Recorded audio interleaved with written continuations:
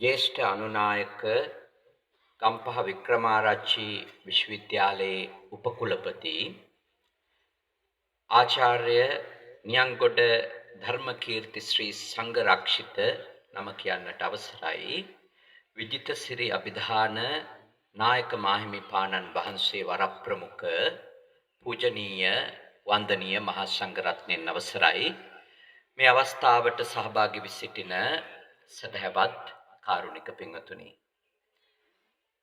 අපේ අද දවසේ මොරවක්කෝරළේ ප්‍රධාන සංඝනායක ධූරයෙන් පිදුම් ලබන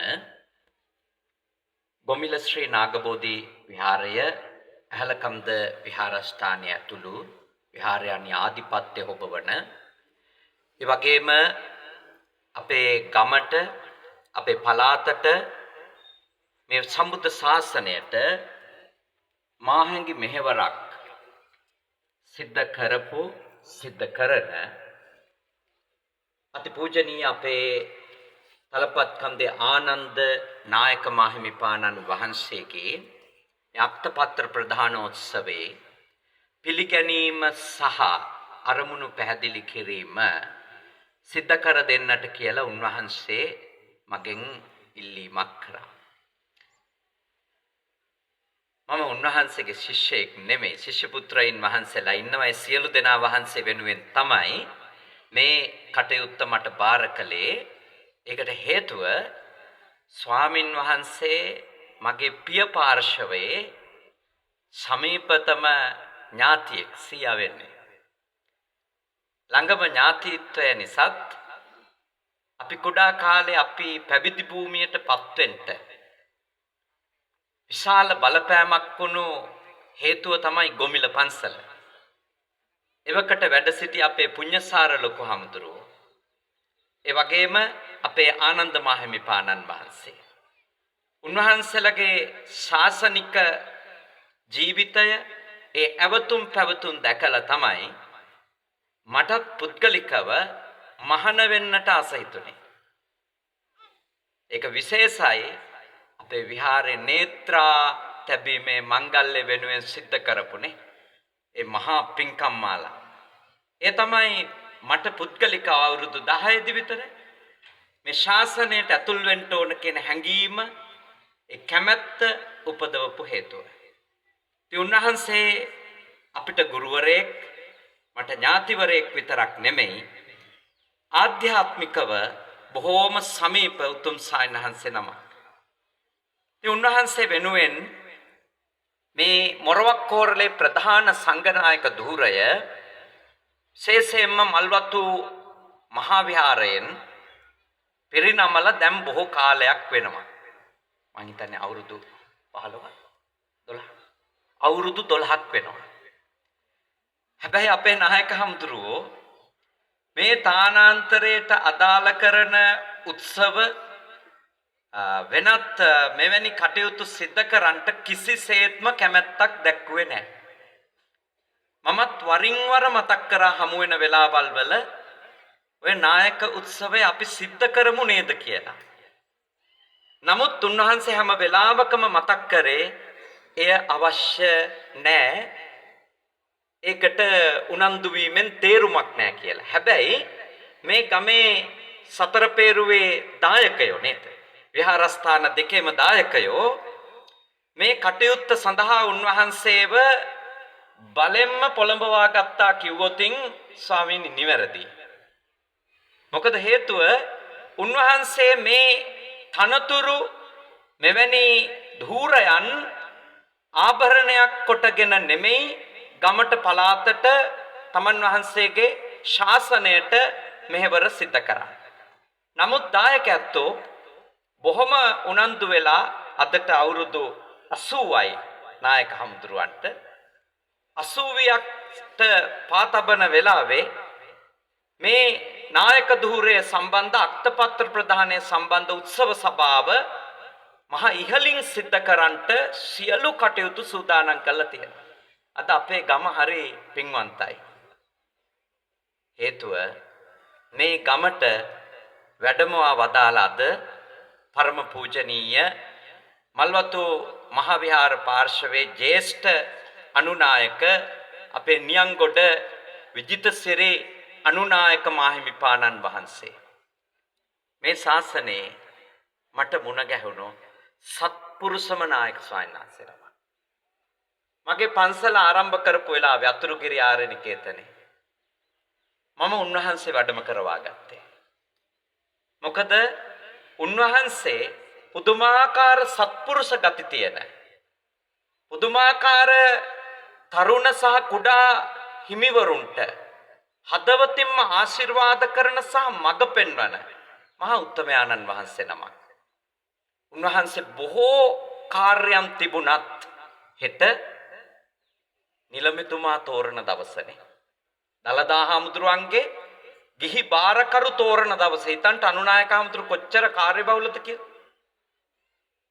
අද ජනාධිපතිතුමා තෝරනවා වගේ වැඩක් වෙලා තියෙන. එච්චරටම ඒක බොහෝම මහජන අවධානයට යොමු වෙච්ච තත්වයක් මේ වසරේ අපිට පේනවා.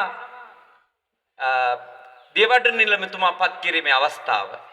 එච්චර බොහෝම වගකීම් සහගත කටයුත්තක් තියෙද්දිත් අද අපේ ගමට අපේ අනුනායක හාමුදුරුවෝ වැඩම කිරීම අපි සියලු දෙනාගේම භාග්යක්. අපේ ගමට මහා ආශිර්වාදයක්. අපේ නායක හාමුදුරුවන්ට සිද්ධ කරපු මහා ගෞරවයක්.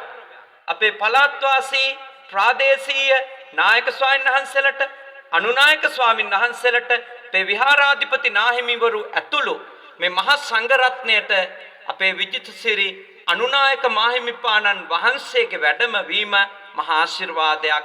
අපි උන්වහන්සේ පළමුවෙන්ම සාදු නාද දීලා নমස්කාර පූර්වකව මේ උත්තම සභාවට පිළිගන්නවා කියලා කවුරු සාදු කියන්ට.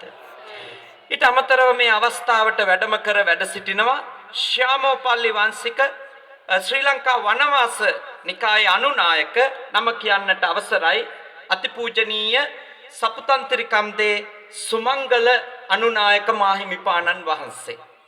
ඒ වගේම දාපනේ ශ්‍රී ජයසුමනාරාම රාජමහා විහාරය හම්බෙගමුව මුතුමාල රාජමහා විහාරය ඇතුළු උභය විහාරයන්හි විහාරාධිපති සබරගමු පළාතේ ප්‍රධාන අධිකරණ සංඝනායක නම කියන්නට අවසරයි පූජනීය කොප්පකන්දේ ශ්‍රී සුමනතිස්ස නායක මාහිමිපාණන් වහන්සේ. ඒ වගේම කොටුව සම්බුද්ධාලෝක විහාරාධිපති බෞද්ධ හා පාලි විශ්වවිද්‍යාලයේ හිටපු උපකුලපති නම කියන්නට අවසරයි අපේ කල්යාණ මිත්‍ර මාහිමිපාණන් වහන්සේ ඉත්තදමිලියේ ඉන්දසාර නායක මාහිමිපාණන් වහන්සේ මේ සභාවට වැඩම කර සිටිනවා. උන්වහන්සේත් ඒ වගේම මාතර පළාතේ ප්‍රධාන සංඝනායක හැවෝ විට ඉන්දරතන නායක මහා ස්වාමීන්ද්‍රයාණන් වහන්සේත් ඒ වගේම මේ අවස්ථාවට වැඩම කරලා අසනීප තත්වය නිසා මේ සභාවෙන් ඉක්මනින් වැඩියා නැවත ශ්‍රී රෝහණ සංඝ සභාවේ ජ්‍යෙෂ්ඨ අනුනායක සපුකොඩ ඉලංගංගොඩ රාජමහා විහාරාධිපති ඕමාරේ කස්සප නායක මාහිමිපාණන් වහන්සේ උන්වහන්සේ පිළිබඳවත් ගෞරවයෙන් සිහි කරමින් ඒ වගේම මේ අවස්ථාවට වැඩම කර වැඩ සිටිනවා තිස්සමහාරාමයේ හා සඳගිරි රාජමහා විහාරාධිපති ආචාර්ය නම කියන්නට අවසරයි දේවාලයේ ගම ධම්මසේන නායක මාහිමිපාණන් වහන්සේ. උන්වහන්සේ වගේම ශ්‍යාමෝපාලි වංශික මහනිකායේ සබරගමු පළාතේ උපප්‍රධාන සංඝනායක ගල් ඇනගොඩ රාජමහා විහාරාධිපති දම්පහල සීලානන්ද නායක මාහිමිපාණන් වහන්සේත් ඒ වගේම පිරිත් අහන අපි හැමෝටම බොහෝම මිහිරි ස්වරයකින් පිරිත් සජ්ජායනාවෙහි ලංකා ද්වීපය තුල පතල කීර්තියක් සහිත විචිත්‍රබාණී පරම පූජනීය කොල්ලුපිටියේ වාලුකාරාමාධිපති මහරගම නන්ද නායක මාහිමිපාණන් වහන්සේ වරප්‍රමුඛ පූජනීය මහා සංඝ රත්නය මේ අවස්ථාවට වැඩම කර වැඩ සිටිනවා. උන්වහන්සේලා සියලු දෙනා වහන්සේත් නම නොකියුවා මේ පළාතේ අවට ගම්පියස්වල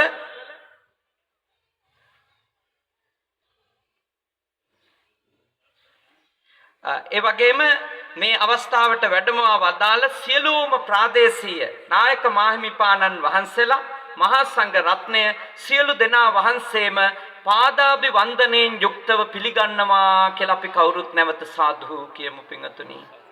ඒ වගේම මේ උත්සව සභාව සාමාන්‍යයෙන් මෙවැනි නායක අක්තපත්‍ර ප්‍රධානෝත්සවයක් නායක ධූරයක් පිරිනැමෙන වෙලාවක දේශපාලඥයින් පිරී ඉතිරී යනවා.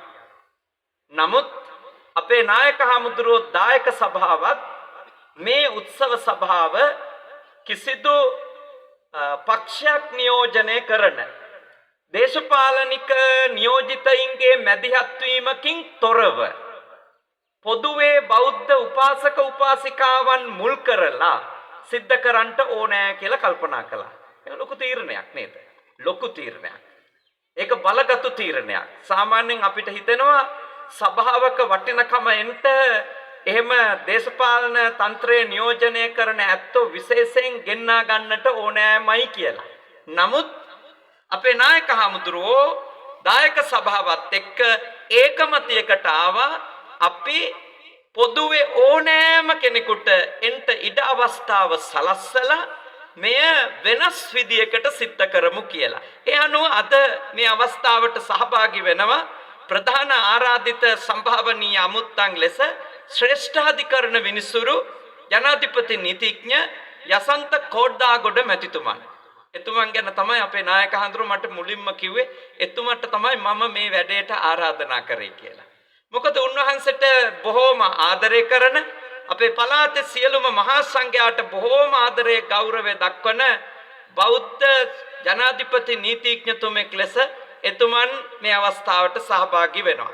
ඊට අමතරව රාජ්‍ය නිලධාරීන් නියෝජනය කරමින් පස්කොඩ ප්‍රාදේශීය ලේකම්තුමන් දර්ශන වර්ණප්‍රිය මැතිතුමා මේ අවස්ථාවට සහභාගී වෙනවා. විශේෂ නමක් විදියට සඳහන් කරලා තියෙනවා.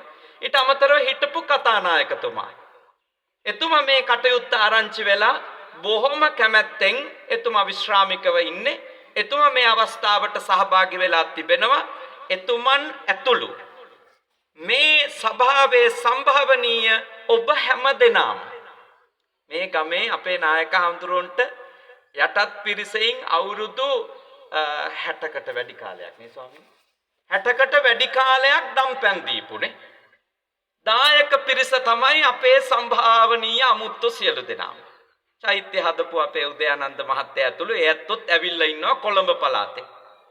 ඒ අරුණකොට මේ ගමේ සිව්පේරුවේ දායකයෝ ඇහැලකන්ද පන්සලේ සිව්පේරුවේ දායකයෝ තමයි මේ උතුම් වැඩසටහනේ ආරාධිත සහ විශේෂම පිරිස වෙන්නේ. ඔබ හැමදෙනාම බොහෝම ගෞරවයෙන් මෛත්‍රියෙන් යුක්තව මේ සභාවට පිළිගන්නා බව මේ වෙලාවේදී මම සිහිපත් කරනවා අපේ නායක හමුදුරුව වෙනුවෙන්.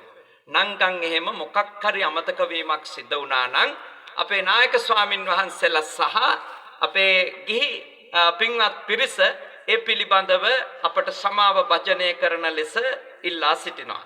පින්වත්නි අපේ ලෞතර බුදුරජාණන් වහන්සේගේ සම්බුද්ධ ශාසනය අද මේ මට්ටමට පවත්වාගෙන යන්න ලොකුම ශක්තිය වෙලා ඉන්නේ අපේ මේ පැරණි දීර්ඝ කාලයක් මේ ශාසනයේ වැඩ ඉඳපු ජේෂ්ඨ යතිවරයාණන් වහන්සේලා. උන්වහන්සේලා දුක් විඳගෙන ගම්වල මේ පන්සල් සකසලා ගම්වල මිනිස්සුන්ට අධ්‍යාපනය ලබා දෙන්න ඒ වගේම ධර්මය කියලා දෙන්න සාර ධර්ම ගොඩනගන්න සිද්ධ කරපු මෙහෙවර නිසා තමයි අද ගම්දනව්වල මේ සම්බුද්ධ ශාසනය ඇත්ත වශයෙන්ම රැඳිලා පවතින්නේ. අපේ ආනන්ද නායක හාමුදුරුවොත් මහ විශාල මෙහෙවරක් අපේ ගමට අපේ පළාතට සිද්ධ කරලා තිබෙනවා සිද්ධ කරමින් වැඩ ඉන්නවා. උන්වහන්සේ මගේ ඥාති ස්වාමින් වහන්සේ නිසා නෙමෙයි උන්වහන්සේගේ ඒ භාවිතාව බොහෝම ඍජුයි. උන්වහන්සේ බැරි දෙයට බෑ කියනවා. සමහර වෙලාවට අපේ හිත රිදෙනවා. උන්වහන්සේ බැරි දෙයට බෑ කියද්දී. පුළුවන් දෙයට තමයි උන්වහන්සේ පුළුවන් කියන්නේ. හිත රිදුනත් උන්වහන්සේ එහෙම තමයි. ඒ නිසා මිනිස්සු අර හිත රිදෙන මිනිස්සුත් යටින් ආනන්ද නායක හඳුරන්ට කැමති. ඒකනේ මේ දහස් ගණක් ඇවිල්ලා තියෙන්නේ. උන්වහන්සේට කැමති. මොකද උන්වහන්සේගේ තියෙන ඒ ඍජු ප්‍රතිපත්ති පැවිද්දෙකුට අවශ්‍ය දේවල්. සීලාදී ගුණ ආරක්ෂා කරගෙන ගමේ මිනිස්සුන්ට ගමේ දරුවන්ට කරුණාවෙන් දයාවෙන් උන්වහන්සේ කටයුතු කරනවා. උන්වහන්සේ බොහෝම සත්පුරුෂ ගති තියෙන මනුස්ස මිනිස්සුන්ට ලොකු කුඩා ભેදයකින් තොරව බොහෝම හොඳින් කටයුතු කරන උතුම් යතිවරයාණන් වහන්සේ නමක්. උන්වහන්සේ අපේ ගමේ 80 සම්පූර්ණ කරලා වැඩ ඉන්න එක අපේ භාග්යක්. මං ඇත්තටම පුදුම වුණා 80යි කිව්වා. මොකද උන්වහන්සේ වැඩ කරන්නේ 80ක් වයස තියෙන කෙනෙක් විදියට නෙමෙයි. බොහෝම කැපවීමෙන් හැම ගමේ ගෙදරකටම ඕනම පින්කමක් පිරිමහල දෙන්න වැස්ස නොතකා නේ කූඩැල්ලෝ ඉන්න මේ දුෂ්කර ගම්පියසක් ඉස්සර මම්මාවක් තිබුණේ නෑ මහලොකුවට දැන් තමයි මම්මාවක් හැදිලා තියෙන්නේ. මේ සියලු දුෂ්කරතා විඳගෙන අපේ නායක හමුදුරුවෝ අපේ ගම දියුණු කරන්නට ලොකු මෙහෙවරක් කරලා තියෙනවා. අපේ ශ්‍රද්ධාව දියුණු කරන්නට අපේ ගුණය දියුණු කරන්නට අපේ නායක හමුදුරුවෝ සිද්ධ කරලා තියෙන මෙහෙවර අපේ ගම පැත්තෙන් සලකලා බැලුවම ඒක අති විශාලයි. ඉතින් උන්වහන්සේට මෙවැනි ධූරයක් පිරිනැමීම පිළිබඳව අපි ශාමෝපාලි වංශික මහානිකායේ ඒ මල්වතු පාර්ශ්වයේ මහානායක ස්වාමීන්ද්‍රයාණන් වහන්සේ ඇතුළු ඒ කාරක සංඝ සභාවට අපේ ගෞරවයත් නමස්කාරයත් පුද කෙරෙන්නටම ඕන. මොකද හේතුව අපේ ගමට මොරවක් කෝරළයට මහා අභිමානයක් මේ එකතුනේ. ඒ නිසා ඔයත් හැම කෙනෙක්ම සතුටු වෙන්න ඕන. අද අපේ නායක හමුදුරුවෝ මේ මොරවක් කෝරළේම ප්‍රධාන සංඝ නායක හමුදුරුවෝ බවට පත් වෙනවා. ඔයත්න්ගේ ගමේ පන්සලේ නායක හමුදුරුවෝ. ඒ නිසා සතුටු වෙන්න ඕන. උන්වහන්සේ අපේ ගමට මහා ආශිර්වාදයක් අපේ රටට මහා ආශිර්වාදයක්